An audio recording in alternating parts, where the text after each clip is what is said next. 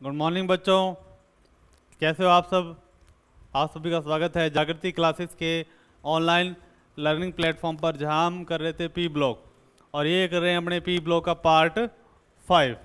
तो इसमें क्या है, अपने पास जो नेक्स्ट क्लास करेंगे, ठीक है, वो इस क्लास के बाद ही करेंगे और लास्ट क्लास से अपने स्टार्ट करते हैं। तो लास्ट क्लास में अपने पढ़ रहे थे, एक सबसे बढ़िया क्वेश्चन बनता है। क्वेश्चन ये है कि सल्फर वाष्प अवस्था में, सल्फर वाष्प अवस्था में अनुचुंबकीय होता है। अनुचुंबकीय होता है क्यों? बहुत बढ़िया क्वेश्चन है कि सल्फर जब वाष्प अवस्था में पाया जाता है तो अनुचुंबकीय होता है क्यों। तो ध्यान रखना, जब भी सल्फर को अपने गर्म करेंगे तो गर्म करने पर क्या होता है, उसके मध्य जो बॉन्ड होंगे, बंद होंगे, टूट जाएंगे और सल्फर S8 से किस में बदल जाएगा? S2 में बदल जाएगा। S2 किसके जैसी संरचना है? O2 जैसे। ठीक है, तो लिखते हैं अपने आंसर में कि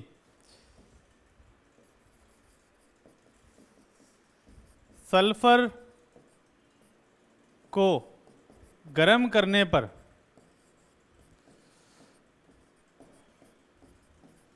यह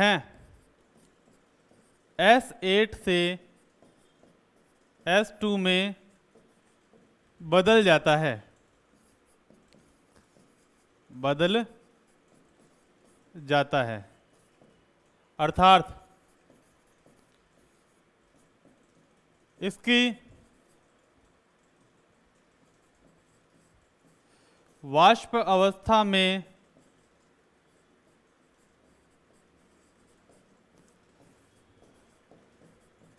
संरचना O2 के समान होती है। O2 के समान होती है। क्लियर? और वाष्प अवस्था में O2 के पास क्या होता है? अयुग्मित इलेक्ट्रॉन होता है। क्लियर? और वाष्प अवस्था में और O2 में O2 के समान S2 में भी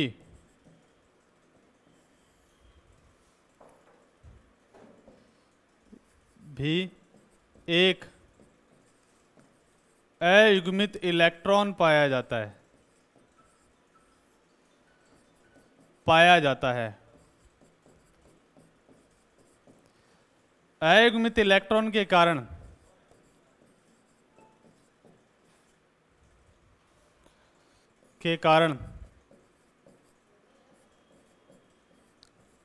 S2 अनुचुंबकीय होता है।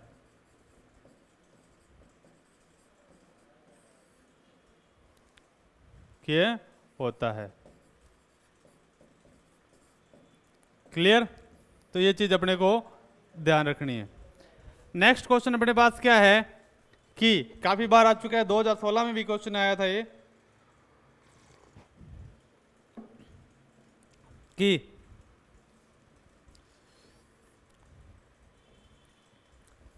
क्वेश्चन है H2O द्रव है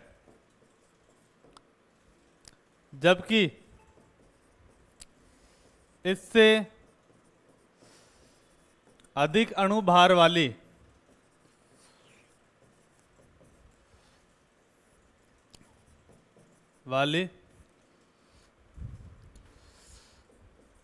H2S गैस है क्यों? ज्यादातर आपने क्या पढ़ा था कि भाई H2O होता है, जितना भार कम होता है वो उतने हल्का होता है और गैसीय अवस्था में पाया जाता है। क्लियर? क्योंकि इसमें आकर्षण बल के मान कम होते हैं। अब यहां पर बने H2O तो क्या है, भार है इसका कम, तो द्रव है, जबकि H2S क्या है, भार ज्यादा। तो फिर क्या होना चाहिए? गैस तो नहीं होना चाहिए, पर होता क्या है? गैस। इसका कारण क्या है कि H2O में अणुओं के मध्य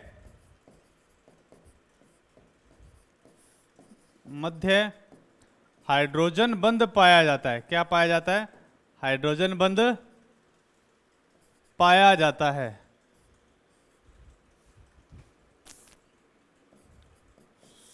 पाया जाता है। क्लियर? और हाइड्रोजन बंध के कारण अणु क्या हो जाते हैं? पास पास आ जाते हैं, और आकर्षण बढ़ जाता है तो अणु पास आ जाते हैं, इसलिए वो क्या किस अवस्था में आ जाते हैं? द्रव अवस्था में आ जाते हैं। ठीक है, जिससे आकर्षण बढ़ता है तथा हाइड्रोजन तथा H2O द्रव अवस्था में आ जाता है। तो यहाँ हाइड्रोजन बंध अंडरलाइन किया मैंने, आ जाता है। तो नेक्स्ट, जबकि H2S में कोई H बंध नहीं पाया जाता।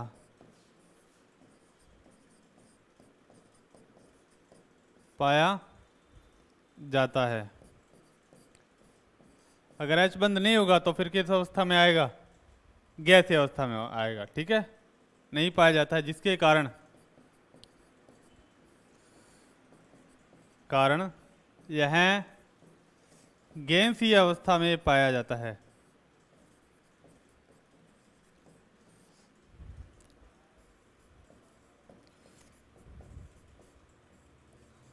पाया जाता है। सिंपल ये है। तो कोई भी क्वेश्चन आ जाए द्रव गैस से संबंधित, विलेयता से संबंधित, तो उसमें अपने को कॉन्सेप्ट कौन सा लगाना है? H बंध का कॉन्सेप्ट लगाना होता है बच्चों। क्लियर? नेक्स्ट क्वेश्चन अपने पास, वर्ग 15 के तत्वों की आयनन एंथैल्पी वर्ग 16 के तत्वों से क्या होती है? ज्यादा होती है। ठीक है, लिखते हैं कि क्वेश्चन, वर्ग 15 के तत्वों की आयनन ऊर्जा या आयनन एंथैल्पी आईपी वर्ग 16 के तत्वों से अधिक होती है।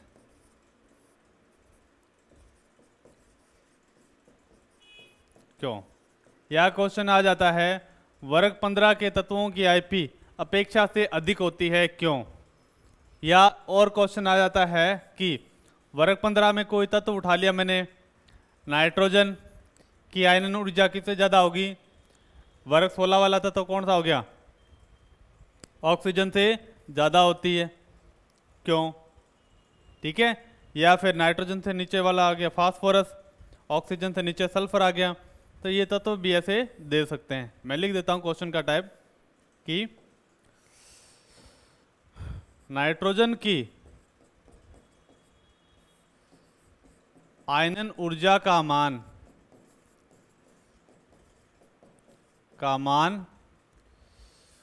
ऑक्सीजन से ज्यादा होता है, क्यों?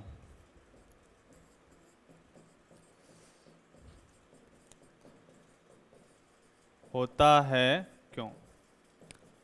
तो अगर फास्फोरस पूछ ले तो यहाँ नाइट्रोजन की जगह फास्फोरस और ऑक्सीजन की जगह सल्फर आ जाता है। क्लियर?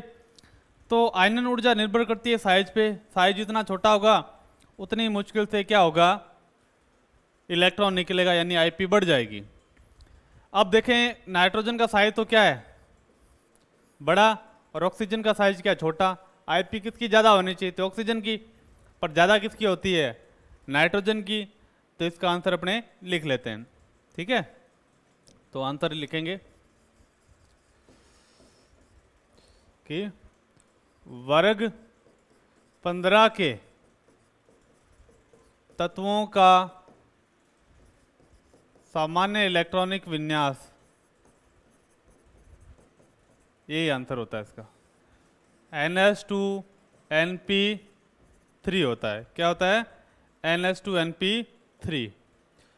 और होता है जो कि अर्धपूरित विन्यास है। क्या है? अर्धपूरित विन्यास है। ठीक है। अर्धपूरित विन्यास क्या होता है? यह स्थायी विन्यास होता है। यह स्थायी विन्यास होता है। और स्थायी विन्यास में से इलेक्ट्रॉन निकालना मुश्किल ही नहीं, नामुमकिन होता है। और इसमें से इलेक्ट्रॉन निकालेंगे तो अपने को बहुत ज़्यादा ऊर्जा देनी पड़ेगी, इसलिए आईपी का मान क्या हो जाता है? बढ़ जाता है। ठीक है। इस कारण वर्ग 15 के तत्वों की आयनन ऊर्जा मान अधिक होता है। ठीक है। तो वर्ग 15 की जगह आप नाइट्रोजन लिख सकते हो, फास्फोरस लिख सकते हो। अब वर्ग 16 में क्या किया ऐसा बताए? जबकि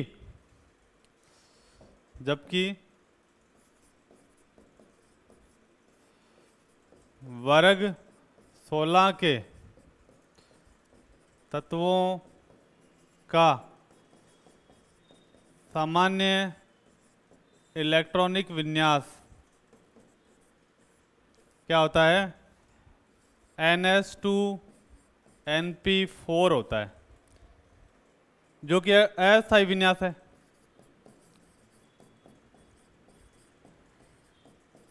जो कि अस्थायी विन्यास है। अब इस विन्यास को स्थायी करने के लिए क्या करें? इसका एक इलेक्ट्रॉन निकाल दें, तो इसको थोड़ी सी ऊर्जा देते हैं तो ये क्या होता है? स्थायी हो जाता है। इलेक्ट्रॉन आसानी से निकल जाता है, NH2NP3 हो जाता है। ठीक है। जो कि अस्थायी विन्यास है। इस कारण इसकी आयनन ऊर्जा का मान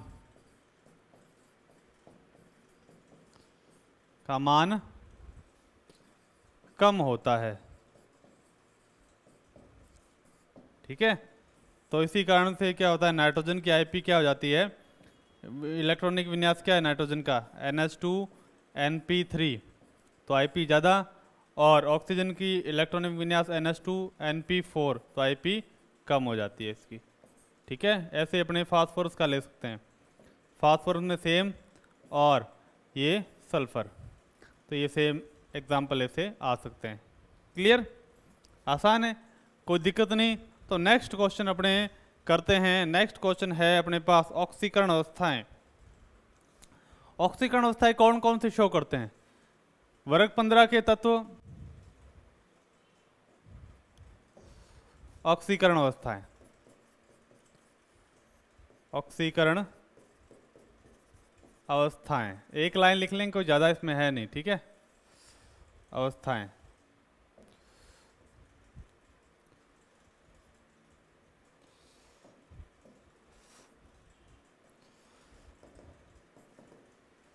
वर्ग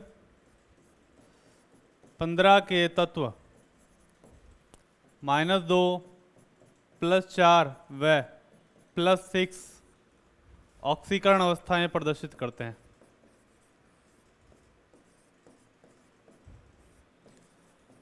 अवस्थाएं प्रदर्शित करते हैं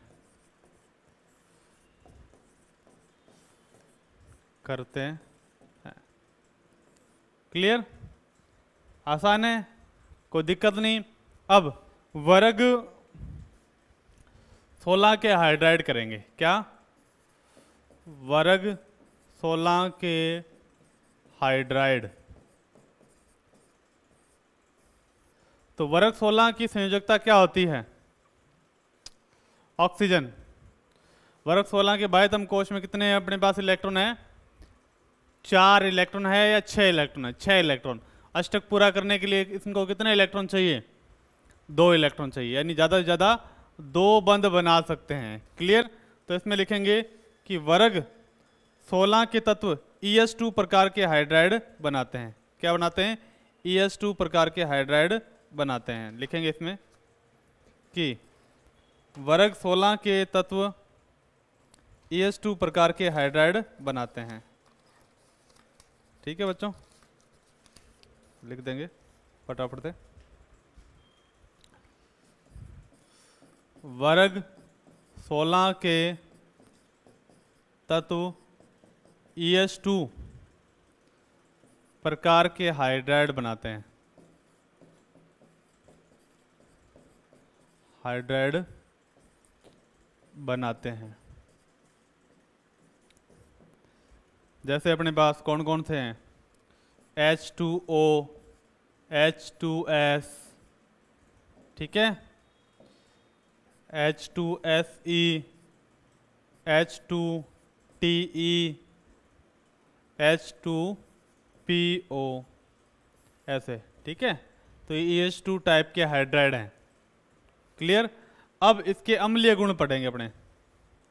अम्लीय सामर्थ्य, अम्लीय सामर्थ्य, सामर्थ्य जैसे क्या बोलते हैं हमने? अपचायक सामर्थ्य। ठीक है बच्चों, अब देखें तो वर्ग 15 में अपने देखें, वर्ग में जैसे ऊपर से नीचे जाएंगे EH बंध लंबाई बढ़ जाएगी। EH बंध लंबाई बढ़ेगी तो EH बंध क्या हो जाएगा? कमजोर। जैसे जैसे लंबाई बढ़ती जाएगी तो ये बंद हो जाएगा कमजोर, और जैसे ही थोड़ी सी ऊर्जा देंगे तो H+ आसानी से निकल जाएगा। अम्लीयता क्या होगी? फिर बढ़ेगी। तो लिख देते हैं कि वर्ग में ऊपर से नीचे जाने पर EH बंध लंबाई बढ़ती है, लंबाई बढ़ती है, जिससे बंध सामर्थ्य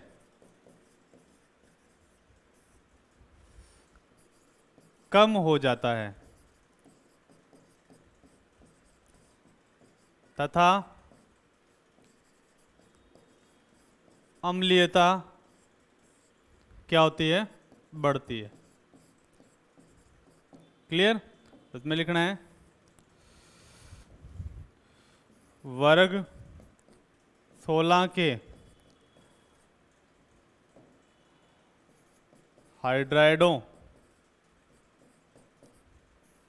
की अम्लीयता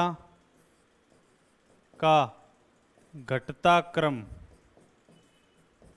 सबसे ज़्यादा अम्लीय कौन है बताओ? सबसे ज़्यादा अम्लीय यहाँ पर लिख देता हूँ मैं, H2O, H2S, H2SC, H2TE और फिर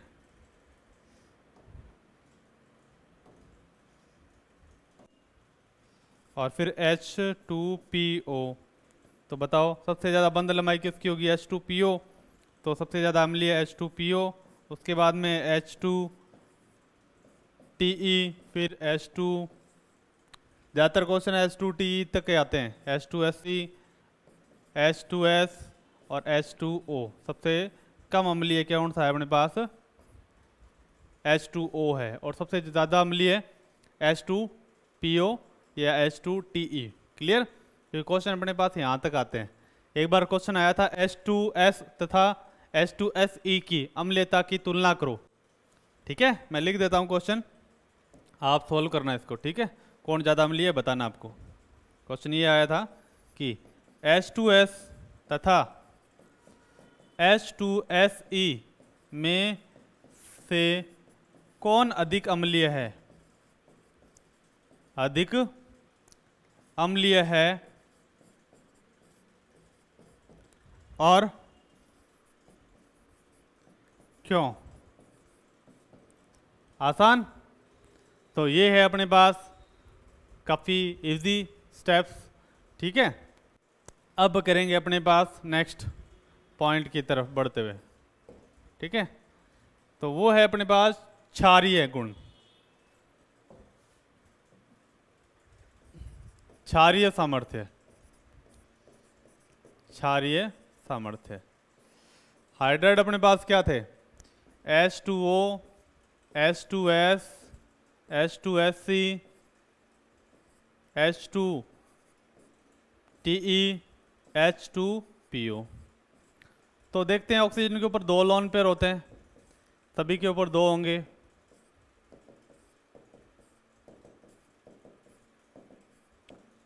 पर जो आसानी से लोन पेयर त्यागेगा वो क्या होगा? ज़्यादा क्षारीय। यहाँ पर देखें तो ऑक्सीजन का साइज छोटा है तो इस पर इलेक्ट्रॉन ज़्यादा है, तो आसानी से इलेक्ट्रॉन त्याग देगा, क्योंकि यहाँ पर इलेक्ट्रॉन घनत्व क्या है? इलेक्ट्रॉन घनत्व ज़्यादा। ठीक है, इसलिए क्षारीयता क्या हो जाएगी? बढ़ जाएगी। तो सल्फर का साइज बढ़ा तो इलेक्ट्रॉन घनत्व कम, सेलेनियम का साइज और बढ़ा, टेल्यूरियम का साइज और बढ़ा, और पोलोनियम का साइज तो बहुत बड़ा हो जाएगा। क्लियर? तो इलेक्ट्रॉन रखने के लिए वर्ग में ऊपर से नीचे जाएंगे तो इलेक्ट्रॉन घनत्व में क्या आएगी? कमी आएगी, यानी क्षारीयता क्या होगी? कम होगी वर्ग में ऊपर से नीचे जाने पर। तो लिख देते हैं अपने पास। ठीक है, वर्ग में ऊपर से नीचे जाने पर इलेक्ट्रॉन घनत्व में कमी आती है, जिसके कारण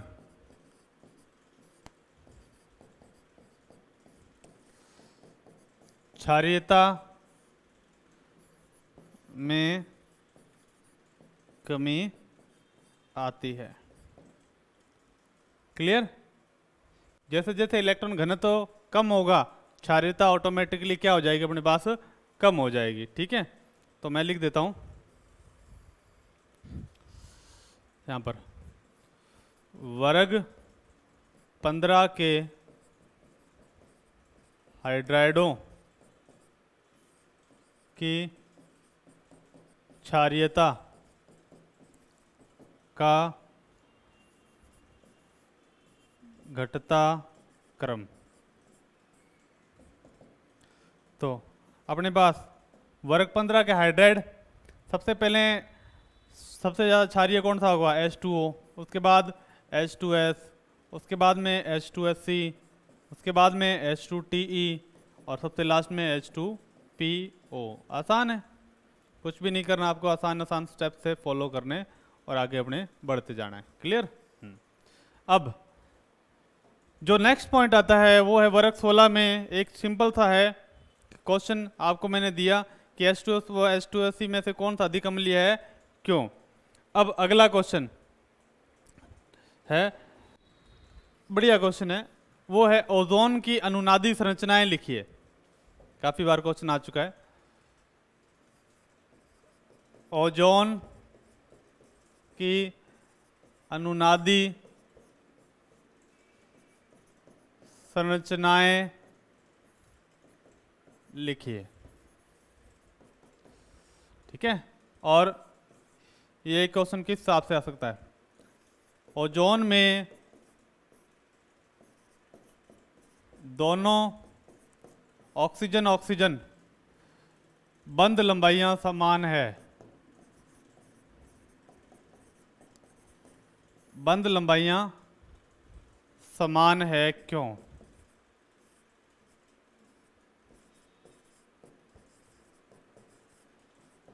ठीक है, ये अपने पास क्वेश्चन आता है बोर्ड में।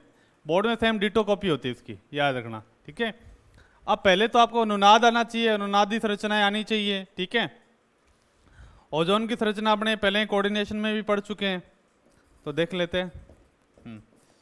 ये ऑक्सीजन है, ये ऑक्सीजन है, एक होता है डबल बॉन्ड, क्लियर। एक होता है इस पे चार्ज होता है माइनस का, एक होता है प्लस का चार्ज, ठीक है। ये माइनस आवेश है, ये अपने पास प्लस आवेश है, ये अपने पास। ओजोन में O3 मॉलिक्यूल होता है, क्लियर, O3 अणु। अब क्या होगा, अनुनादी संरचना बनेगी तो बंध का क्या होगा, ट्रांसफर, ये यहां जाएगा, क्लियर, और ये यहां जाएगा, ये बंध की अदला बदली होती है, क्लियर। और फिर यहां पर क्या बन जाएगा, डबल बॉन्ड, और ये जाते यहां बंध खत्म हो जाएगा, ये चार्ज वापस इलेक्ट्रॉन आ जाता ही वहां पर वापस प्लस आ जाएगा, तो यहां पर प्लस और यहां पर माइनस, सिंपल। ये माइनस यहां गया, डबल बॉन्ड बन गया, ठीक है। तो ये चार्ज पहले खत्म हो गया था, खत्म हो गया था। फिर क्या हुआ, फिर वापस ये बंद गया, तो यहाँ पर वापस पॉजिटिव लग गया और यहाँ पर नेगेटिव, क्योंकि यहाँ पर इलेक्ट्रॉन बढ़ गए थे, क्योंकि यहाँ पर इलेक्ट्रॉन बढ़ गए थे, ठीक है। तो अब इसकी अनुनादी संरचना है, ये दो अनुनादी संरचनाएं होती है इसकी, ठीक है। अब क्या होता है, आपको बताना है कि इसमें बंध लंबाई समान कैसे होती है। जब देखते हैं अपने की ओजोन जब बनाते हैं तो ये क्या होता है, बंध एक दूसरे पर ट्रांसफर होता रहता है, ठीक है। तो इसे एक डॉटेड लाइन से दिखाते हैं, किसे, डॉटेड लाइन से। तो ये अनुनादी संकर, अनुनादी संकर। तो संकरण के कारण क्या होता है कि ये बंध एक दूसरे पर सर्कुलेट करता रहता है, इस कारण से क्या होता है, संरचनाएं क्या हो जाती है, समान हो जाती है, क्लियर बच्चों, याद रह जाएगी। अब संरचनाएं समान होने के कारण इसकी बंध लंबाइयां भी समान हो जाती है। तो लिखते हैं अपने, अनुनादी संरचना पूछे तो सिर्फ दो ही बनानी है, ठीक है। तो मैं लिख देता हूं कि ओजोन अणु में अनुनाद के कारण बंध स्थानांतरित होते रहते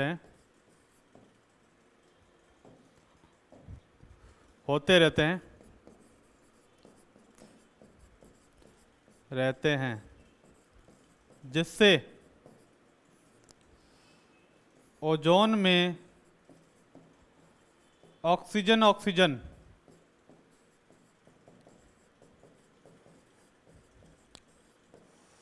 बंध लंबाइयां समान हो जाती है,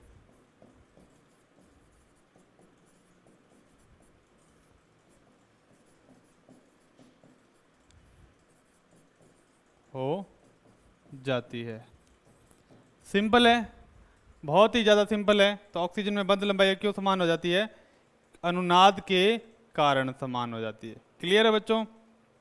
अब ओजोन और बंध लंबाई और बंध ऊर्जाएं, क्लियर। अगला क्वेश्चन है ओजोन पर ही है, क्वेश्चन ये, ओजोन एक प्रबल ऑक्सीकारक है क्यों, प्रबल ऑक्सीकारक है क्यों। तो आंसर क्या है, जब ओजोन टूटता है, जब ओजोन टूटेगा तो किसमें टूटेगा, ओजोन को जब गर्म किया जाता है तो टूटेगा किसमें, O2 प्लस O अपने पास क्या है, नवजात ऑक्सीजन, नवजात ऑक्सीजन, ठीक है। और सिंपल सा आंसर हो गया, जब ओजोन को गर्म किया जाता है तो क्या होता है कि वो एक ओजोन अणु ऑक्सीजन व परमाणु नवजात ऑक्सीजन देता है, और नवजात ऑक्सीजन क्या करता है, एक प्रबल ऑक्सीकारक होता है, क्लियर। तो मैं लिख देता हूं, जब ओजोन के एक अणु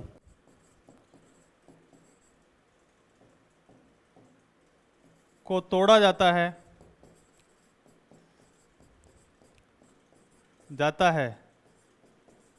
तो O2 व नवजात ऑक्सीजन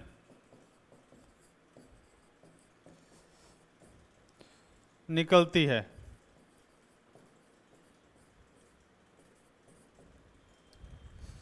जिसके कारण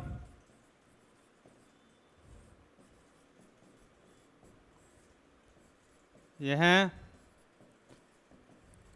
प्रबल ऑक्सीकारक होता है।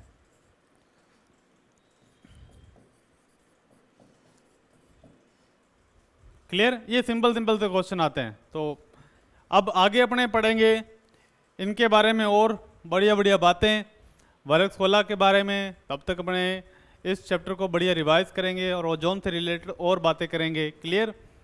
और लगातार जुड़े रहिए और पढ़ते रहिए जागृति क्लासेस ऑनलाइन एजुकेशन की ऐप को। और कोई भी क्वेरी हो तो हमसे रेगुलर टच में रहिए। Thank you, bye.